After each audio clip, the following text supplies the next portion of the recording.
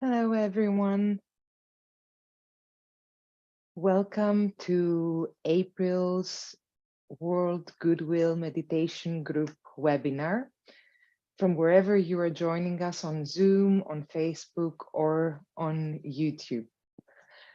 Let me say a few words about Goodwill and the Goodwill Meditation Group for the benefit of those who are joining us for the first time. So the Goodwill Meditation Group is a worldwide group of people who link together in thought each week to meditate upon the energy of goodwill. The group's purpose is to stimulate and increase the use of goodwill in a troubled world.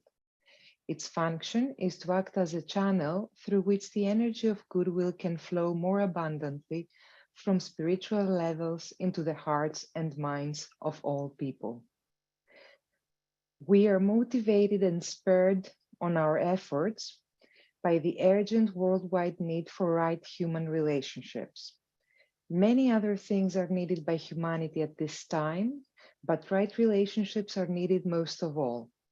And the basic quality and most potent factor which will lead towards this end is the potent and harmonizing energy of goodwill. It has been said that goodwill is like the magic ingredient which when brought into any situation can produce right relations. Since July 2019, there has been a World Goodwill webinar on the last Wednesday of each month. Each webinar consists of the Goodwill meditation, followed by reflections and discussion. And of course, we invite everyone who is interested to join us. We aim, the members of the Goodwill Meditation Group, we aim to meditate at least once each week. We try to synchronize our meditation and work at 12 o'clock noon on Wednesdays, our local time. However, this meditation work can be effective whenever and as often as we may choose. Before we proceed any further, let us say together the mantra of the new group of world servers to gather our thoughts and focus for our work.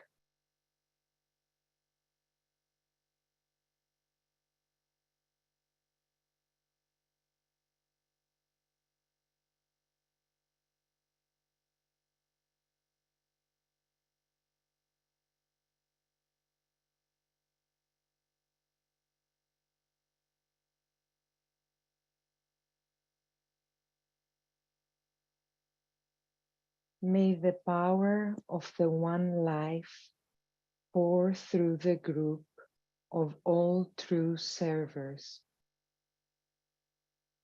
May the love of the one soul characterize the lives of all who seek to aid the great ones. May we fulfill our part in the one work through self-forgetfulness, harmlessness, and right speech.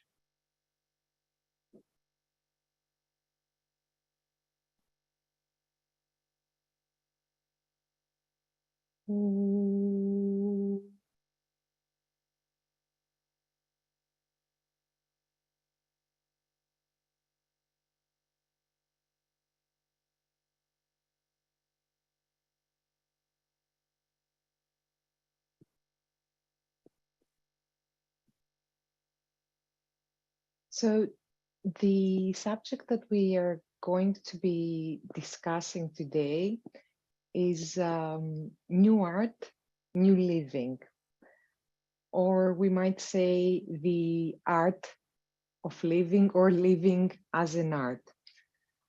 It's not a novel concept, but we might have fresh insights into it. And that's what we are going to discuss. I'm going to start by saying some words on it. We will then have our meditation. And after our meditation, there will be plenty of time for your questions and anything that you would like to add to the discussion. If you are watching us from Facebook or YouTube, please know that our ability to respond through these platforms is not the same as in Zoom. But if you have any burning questions, please feel free to email us and we will respond. So back to the art of living. It is actually a concept that has been gaining popularity in recent years, so I'm sure you've all heard something about it in one manner or the other, but it's by no means new. It emphasizes the importance of living a sustainable and fulfilling life, not just for ourselves, but for the sake of the world around us, and to ensure each and our evolution along beneficial lines. At its core, the art of living is about creating a beautiful way of life, one that is in harmony with the natural world and with other living beings. It seeks to integrate the ideas of beauty and of harmony in the way we choose to conduct ourselves in our daily lives, both as individual and as groups. It marks an effort to enrich and expand the dominant views of living as the pursuit of survival and of various aspects of security, be it financial, emotional, or plainly physical security.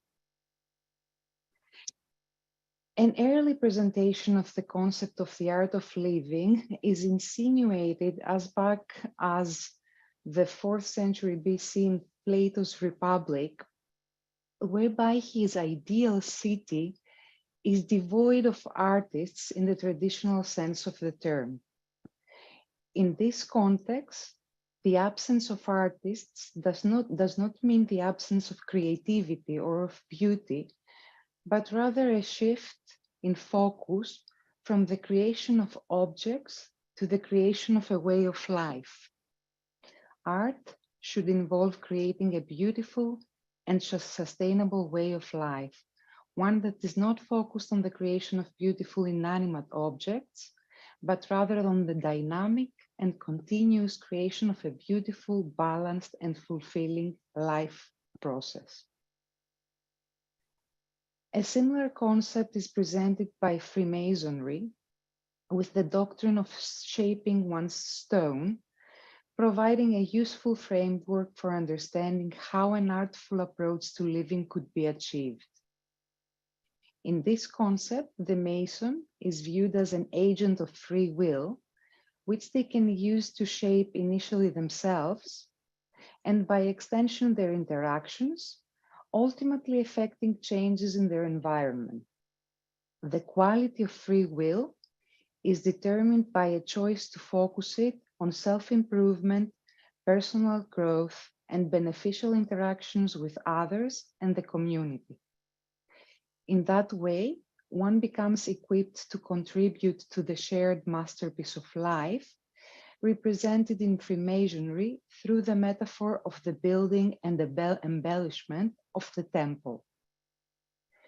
This approach involves embracing the values of brotherhood and the ensuing kindness, compassion, and generosity towards others and towards the natural world. In other words, it is clear that in traditional approaches to the art of living, it is critical that the free will the artist wields in relation to their artwork is goodwill, ensuring that their actions are in harmony with the natural world and other living beings.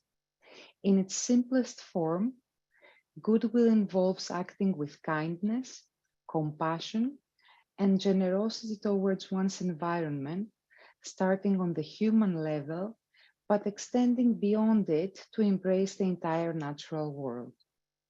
Acting in goodwill has the ability to create a positive impact on the world around us and contribute to a more beautiful and sustainable method of living, thus synthesizing the concepts of survival and safety with harmony and beauty through kindness.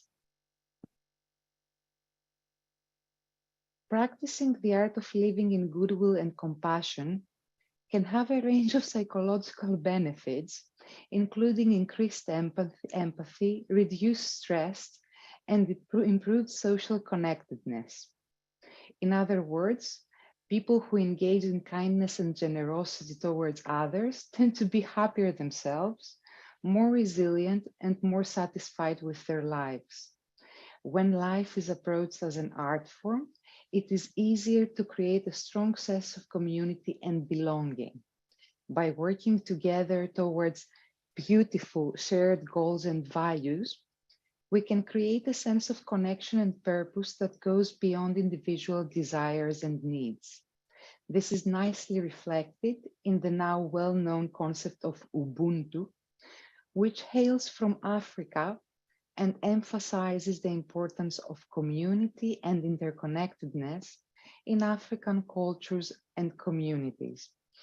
Ubuntu is the concept that became most known in the West, but I would say that this sense of collaboration and of shared responsibility is in Africa is, I would say, their starting point.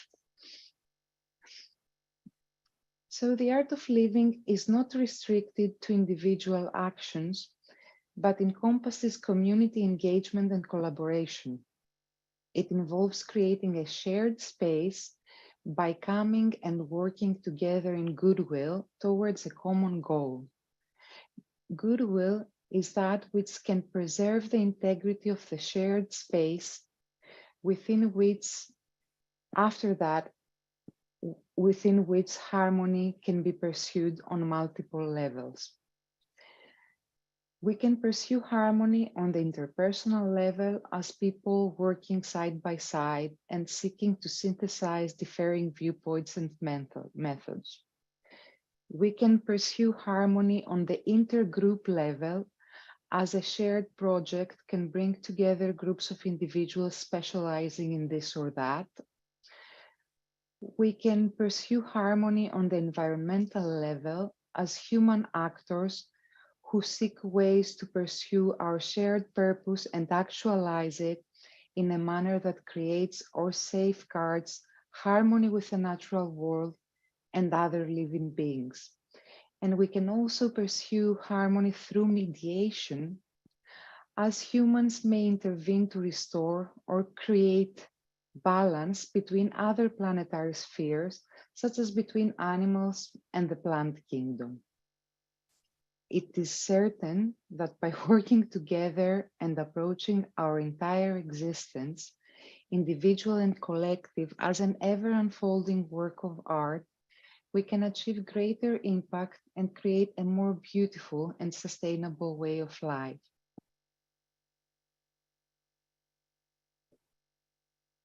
A suitable example where all the above-mentioned factors can be seen operating simultaneously is eco-architecture. It is characterized by the increasing use of living materials. Its approach to man-made structures emphasizes the importance of sustainability, well-being, and community engagement in our built environment and in our creative endeavors on the whole.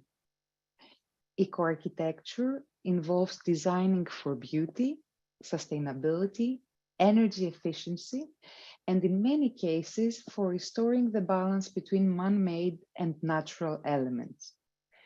It pursues optimum choices in materials by seeking to exploit their natural properties and limit the required processing. It explores novel combinations and expands the concept to include the natural properties of shapes and arrangements, which can be used to naturally limit the more intrusive and wasteful solutions for effective management of lighting and ventilation. There are many examples. Japan is definitely a leader in this area, but there are also many examples coming from the Scandinavian countries and also from communities in Latin America and in Africa. Beyond eco-architecture, eco-art and eco-crafts venture in using materials that are alive, such as plants or fungi, to create objects and spaces. This approach emphasizes the importance of sustainability as well as the interconnectedness of all living beings. So, would an analogy between these human practices and the practice of divinity in artfully shaping its living expression through us be too far-fetched? I don't think so. Viewing oneself as both a creator and an object of creation, a master of the pen, and simultaneously the work of a greater someone's pen, while preserving the emotional link of sensitivity, it can allow for a functional distance between oneself and one's works, for a view of the background upon which one's story is painted, and perhaps it can allow to trace on this background the artistry of greater groups or greater beings, as they are all expressed simultaneously. It's a dual approach, both intimately involved and carefully detached at the same time. It enables a clear view that makes it easier to identify any corrections required, and enables close contact so that one may care enough to make the required corrections. The new, but at the same time very familiar art of living, besides psychological and social benefits, can be seen to have an important beneficial economic effect and environmental. By promoting sustainable practices and reducing waste, we are able to create a more equitable and resilient society that is better able not only to weather the challenges of the modern world, but to make them into something beautiful, very much like found objects and reclaimed spaces can be set on a glorious new path.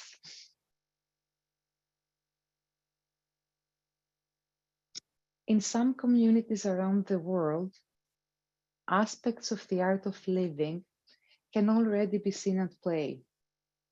By embracing this approach, they have been able to achieve sustainability goals, while also creating a strong sense of community and pride among their residents. In Japan, Kamikachu's zero waste program has not only reduced waste, but has also fostered a sense of community and pride among its residents. Similarly, in Denmark, Copenhagen's investment in cycling infrastructure and green spaces has improved the health and well-being of its residents, while also reducing carbon emissions. In India, Kerala's promotion of ecotourism has created economic opportunities for local communities, while also protecting the environment. In South Africa, Mamelodi's community gardens have provided residents with access to fresh produce while also fostering a sense of community and pride. Here in London too, urban allotments, rented gardens, have become a much sought after commodity to secure fresh produce, but also to engage in a fruitful activity which brings one directly in contact with nature. There are many other examples around the world, and I'm sure you will have come across some yourselves. But all these examples illustrate the power of the art of living in creating a more sustainable, fulfilling, and beautiful way of life. By embracing the values of kindness, compassion, and generosity towards others and towards the natural world, we can shape ourselves to contribute to this shared masterpiece of a world that we live in. Through goodwill, we can preserve the shared space in which we work together to create a civilization that is in harmony with the natural world and with other living beings, a civilization that reflects our highest aspirations and values. As you can understand, the art of living is not just about creating beautiful physical environments or objects or individuals who have achieved a measure of inner harmony. It is also about creating a more just and equitable society, one in which all people have access to the resources and opportunities they need to thrive and create their own masterpiece. This has rightly been acknowledged in the acceptance of the need for economic systems that are centered around life and that promote social justice and inclusion to facilitate strong, resilient communities. An amazing example is the work of Muhammad Yunus, who is the founder of the Grameen Bank in Bangladesh. And for this work, he has won the Nobel Peace Prize. So what Yunus did is that he pioneered the concept of microfinance, which provides small loans to people living in poverty to start their own businesses or invest in education or other opportunities. The Grameen Bank has helped to lift millions of people out of poverty and has empowered women in particular to become more financially independent and self-sufficient. So how the Grameen Bank differentiated itself from traditional banks is that they actually provided loans to people who, to whom other banks wouldn't give loans. And the reason they did that is because Yunus strongly believed that the poor would repay their debt given the chance, and hence microcredit could be a viable business model. So far, he hasn't been proven wrong, but he has done a great amount of good. Then there is the work of community organizations like the Transition Network, who act as curators or facilitators that support communities around the world in their efforts to transition to more sustainable and resilient ways of living. The network provides resources and tools to help communities build more sustainable local economies, to reduce their carbon footprint, and to promote social and environmental justice. And there are many others. This is just an example.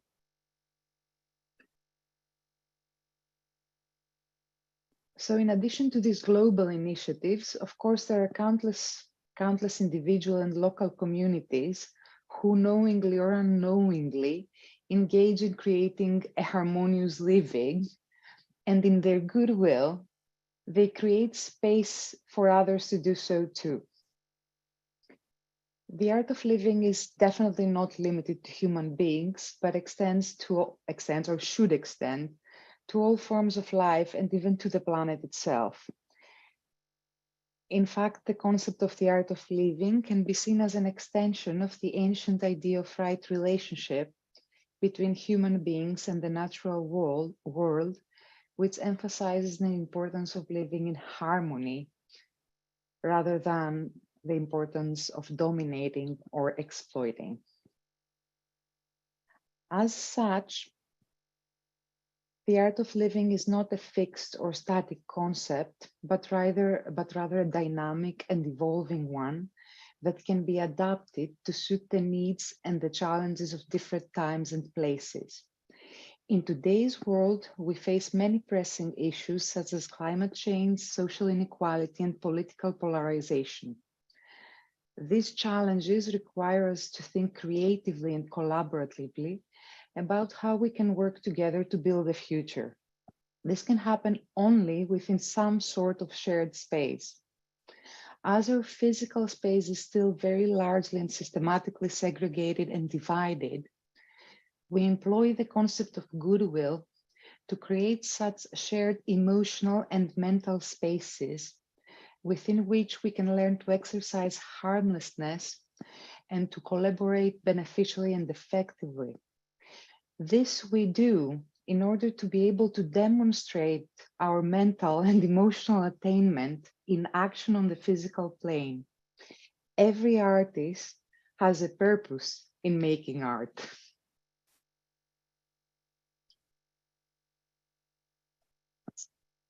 At its core, the art of living is about cultivating a spirit of generosity and goodwill to give ourselves the chance and the time to harmonize the different aspects of ourselves, to harmonize ourselves with others, our collective selves and the planet with all its inhabitants.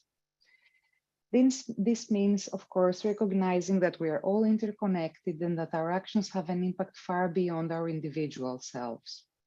It also means being willing to listen and to learn from others, even when their perspectives differ from our own. Fundamental things, but are we doing them? So one of the most important aspects of the art of living is the ability to adapt and innovate in the face of change. This requires a willingness to embrace uncertainty and to take risks, as well as a capacity for resilience and perseverance. It also means being open to new ideas and perspectives and being willing to challenge our own assumptions and biases. Ultimately, the art of living is not something that can be mastered or achieved once and for all. I wish. Rather, it is a lifelong process of growth and learning, one that requires us to be humble, curious, and committed to continuous improvement, as well as accepting that we are doing it in tandem with trillions of others, humans and not. It is about finding a balance between shaping and adapting. It's about having a vision for the kind of life that we want to create, while also being open to the unexpected twists and turns that life may bring. When we are able to achieve this balance, we can lead fulfilling and meaningful lives and make a positive and beneficial impact on the world around us.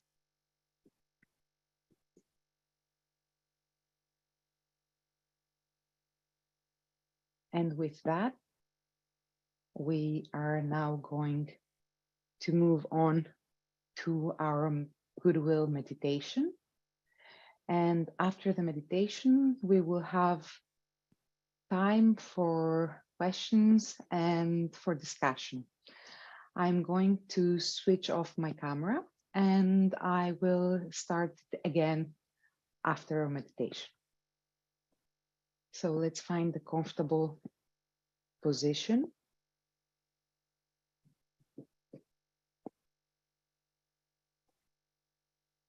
And focus for a few moments on our breathing.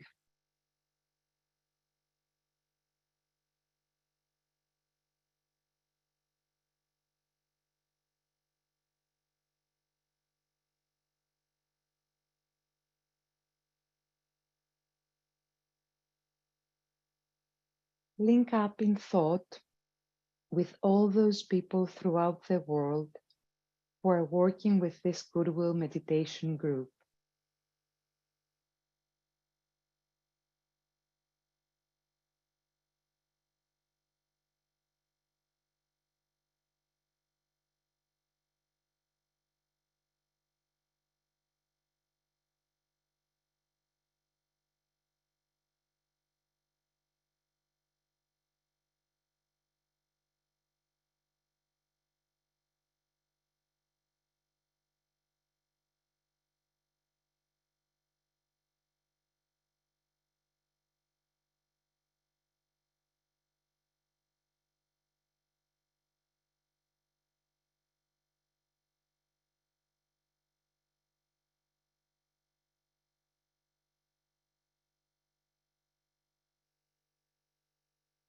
Now reflect upon the fact of relationship. You are related to your family, your community, your nation, to the world of nations, and to the one humanity made up of all races and all nations.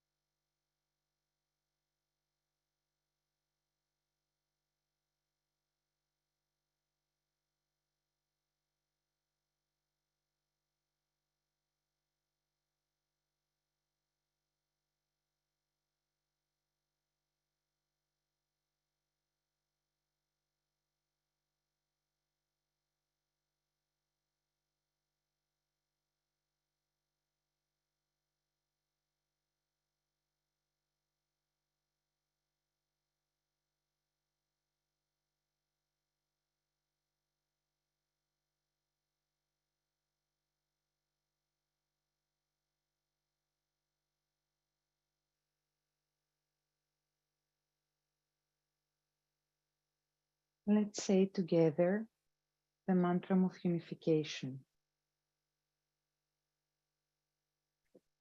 The souls of all are one, and I am one with them. I seek to love, not hate. I seek to serve and not exact due service. I seek to heal, not hurt. Let pain bring due reward of light and love. Let the soul control the outer form and life and all events, and bring to light the love that underlies the happenings of time. Let vision come and insight. Let the future stand revealed. Let inner union demonstrate and outer cleavages be gone. Let love prevail. Let all people love.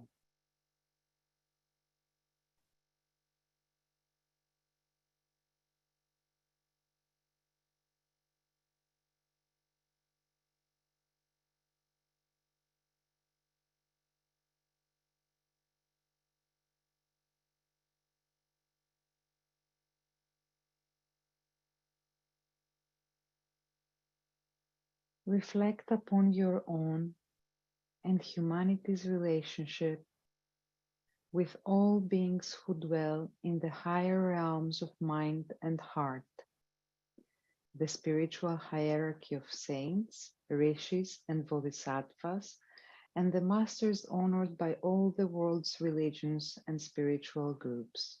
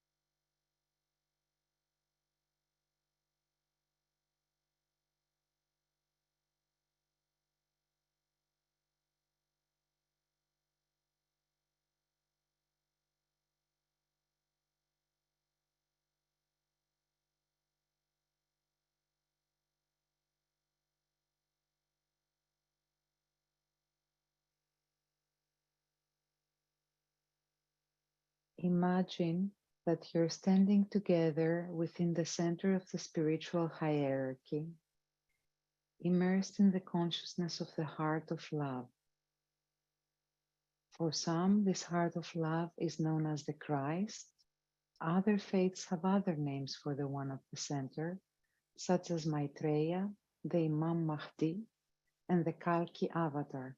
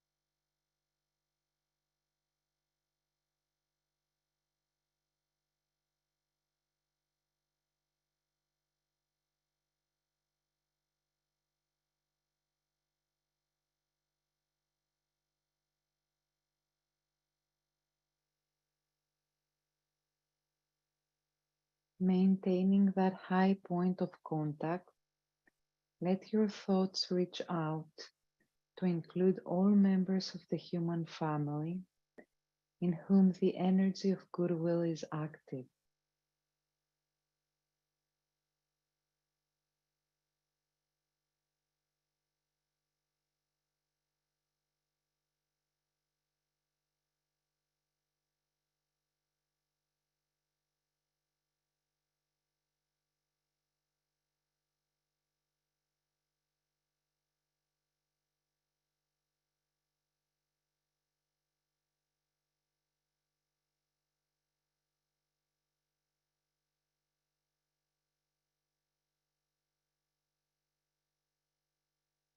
In the center of all love, I stand.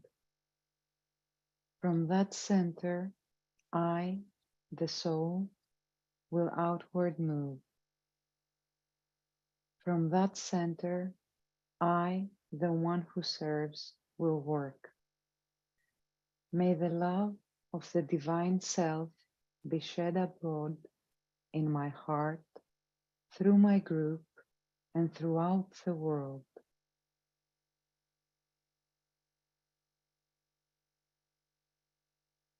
Now visualize the energy of love flowing from the hierarchy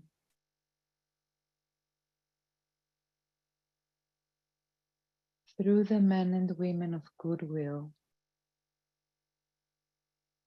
and into the hearts and minds of all people, infusing them with goodwill and creating loving and harmonious human relationships.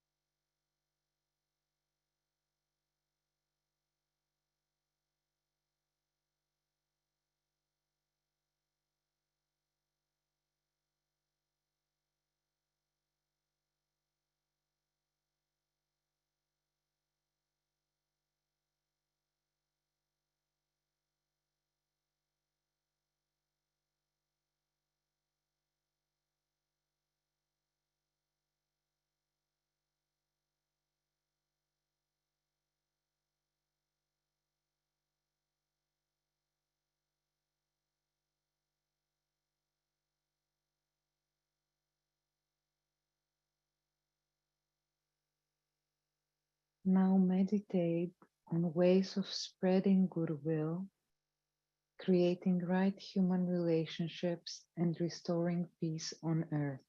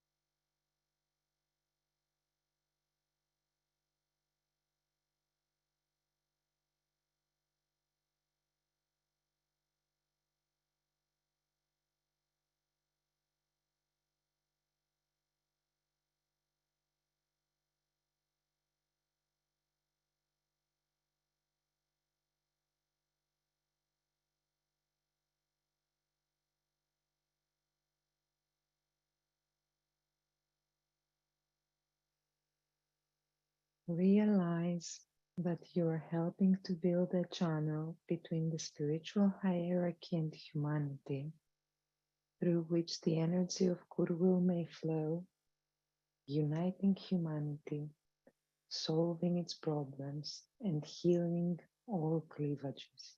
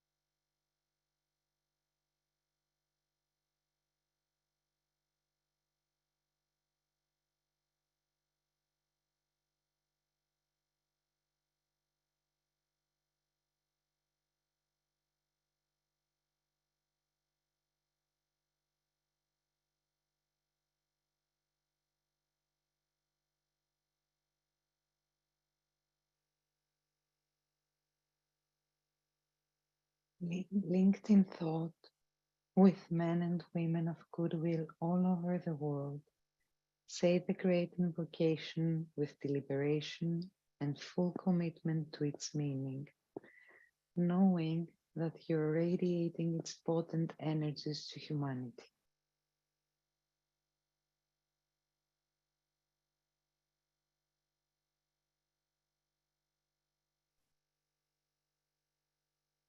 From the point of light within the mind of God, let light stream forth into human minds.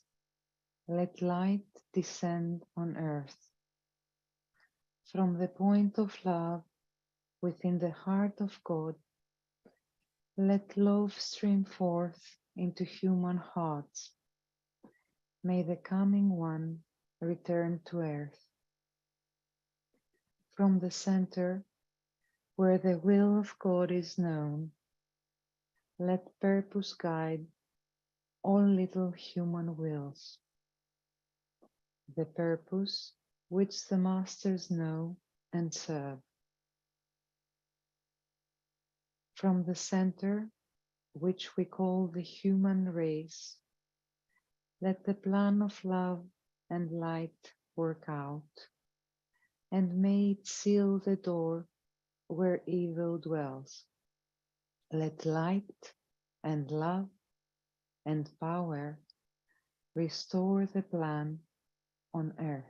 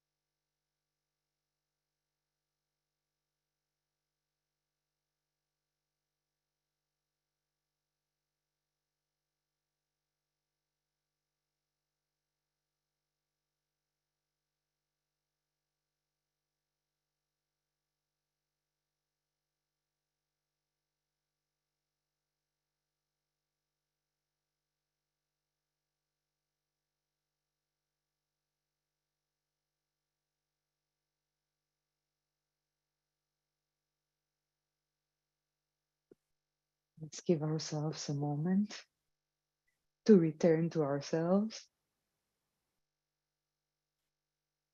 And please, if there are any questions or anyone has to say anything in relation to today's theme, ask away, contribute away, put your hand up. You can do that by going to the reactions icon on your Zoom menu. And if you press on that, you will see a selection that says raise hand. You can raise your hand, and that way we can actually see that you want to speak. Also, I see that someone has asked for the text I was reading, and I'm happy to share that in a second when I actually find it. Give me a second. Where is that? There we go. Okay. So let's see. Okay, so I can see some comments. Thank you. Thank you for your contributions. I think the meditation was somewhat powerful today. I think it's the time of year. Where did I put the actual text? Okay, so I see you're not much in the mood for conversation today. I won't press you. I understand we don't always want to say something, but wait, someone wants to speak? No? Well, thank you everyone for being with us today. Hi, Michael. Hi, Do you want Evangelie. to say something? I was just going to share a comment because nobody else was. Absolutely. Just sort of briefly, I just wanted to say I really appreciated your presentation today. Thank you so much. And just reflecting on it, of course, there's a lot to reflect on, but We have Thank you. this upcoming Arcane School conference, which is a special focus on the will. And I thought this topic of creative living, the art of living, really has to do with, I think, putting the will back in goodwill, so to speak. That really Or the other too. way around. Yeah, of course, both ways. You really need both parts of that because, so often it's that. It's sort of that power to affect some sort of change, some sort of something in your life or in your environment that I think is lacking for so many people. And on the other Mhm. hand, what's lacking for so many other people that do have this really strong power to affect their surroundings, to affect the attitudes and the thoughts of other people, just because they're leaders in some way, is this sort of real sense of the good, or the ability to not just really sense the good, but the Precisely. the alignment with it enough so that they always follow it, no matter what. And so Mm. on the spiritual path, it's not just about alignment with the good, it's also the ability to, I think, develop some sort of creative power to do good in the world, of course, is what we all strive to Yes, do, and that yes, requires yes, the ability to employ absolutely. all the human faculties towards some creative act, even if it is just the act of the art of living, of just those people in your local environment, even I if it's just wouldn't the say home. just. I wouldn't Yeah, say just, to of be frank. course. Yeah, yeah, yeah. Okay. There I are a see few hands. Yeah. we have some I'm asking you to unmute. So hi some. Hello, I'm Evangeline, and that was wonderful. Thank you so much. It's My spiraling my pleasure. brain in all directions. Um, I personally would love to see more sharing of all the cultures around the world, their art, their poetry, their stories, their creations. And our media just, none of our media really covers it. And there's so many thrilling stories that touch our hearts from everywhere in the world.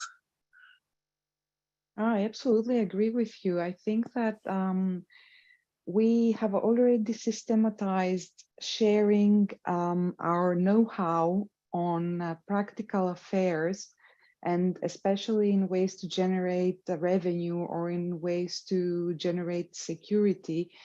But I don't think that we have worked equally as hard in the direction of building channels to share our sensitivity and our stories. I like this word because I think that our stories and our mythologies and our traditions are actually our know-how on are our know-how on living. And I think this is something that is sorely needed. So I absolutely agree with you all the way. Thank you so much, and thank you, everyone. Thank you. Thank you. So John, would you like to unmute yourself? Thank you, Evangelia. Hi, John. It's, I think, in no particular order, since we're in a Mercury retrograde, a lot of our focus is internal, so it can be harder to articulate these things. I loved your presentation. It was, I'm not going to say the antidote, but the counterbalance. On Monday's weekly triangles meditation, we had a talk on the art of dying. And There so you it go. was very helpful for you to talk about and remind us all, Evangelia, that we need to keep the art of living going, that fourth ray energy of creativity. Though we are towards the end of this phase of our civilization, and as you know, at the end of a particular cycle, the arts become a little crystallized and diminished. We will very shortly win through to the better times where people become more expressive and creative. And so your talk's been very helpful for me today. It's my pleasure, and I'm really glad. What I have to say is that usually when we're approaching an ending in any situation in life, as a civilization or our individuals, we are usually focused on what's ending because this is what we know. And this is the familiar, and this is easy to focus on exactly because we know where to focus, we know what we're looking at. But at the same time, there is equally something else starting.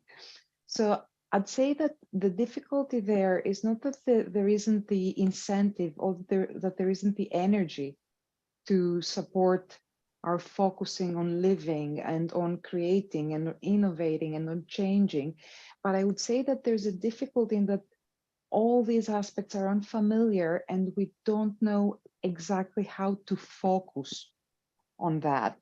So I've found that a very sure cheat is to go beyond ourselves. It's just very simple. But usually, if we share any concerns that we have, anything that we want to do, or anything that we would like to offer with others, there usually emerges a way somehow magically. So this is what I'm doing. So what I'm doing is I am trying to find what it is that could be in the place of what has been, and doing that practically as well as meditatively and in terms of visualization. And of course, we have so many roadmaps and signs and know-hows. We have the ageless wisdom for one. And we have, as some said before, we have our traditions, our mythologies, our stories, and our sensitivity. Perfect. Thank you. Well, thank you. I see Maya. Maya, would you like to unmute yourself? Hi, Evangelia. Hi, Maya. Well, probably to just wrap up and put a little pretty bow on what you and John both spoke about.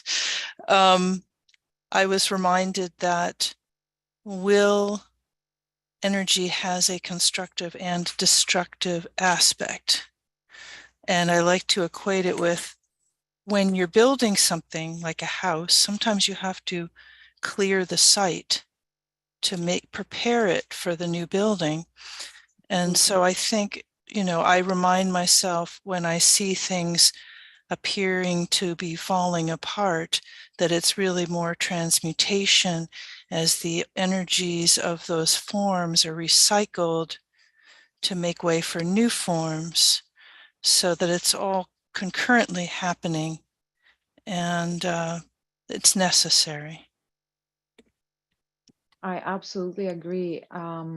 In earlier, I mentioned about reclaimed spaces and found objects, which is like a massive trend globally, and essentially it refers in a very objective and physical way on what you were discussing subjectively. So it's objects that were something, were one thing, but they're still there, and oh, could they be used in a different way? Could they be altered? Could they fit in something new? Could they serve a different purpose? And of course, there are objects that are, beyond saving, but there's a great deal of valuable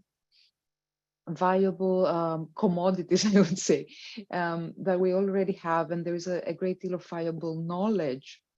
And the reason I chose to do this talk today on the art of living is because it's a very familiar concept, but I find that looking at it again now in 2023, it seems like something entirely different from what it was in 2000, say, or 1995, or I don't know, earlier, but just revisiting what we think is of value and whether it could actually fit in a new scheme of things, serve a new purpose. That can increase wastefulness in terms of material, and in terms of psychology, it can limit trauma. It can limit trauma because too much dying simultaneously causes a lot of trauma. It makes the process very violent. Usually, as humanity, we choose very violent methods for our transitions, but perhaps, we can do better this time. Thank you. Thank you. So I think that's it for today. We have come to the end of our monthly webinar. We will see you again in June. But aside from that, don't forget that you can meditate with the formula for Goodwill every Wednesday at noon, your local time, and also any other time that you feel you want to work with this energy. And also, please show as much goodwill as you can in your daily lives, because we all sorely need it. Thank you.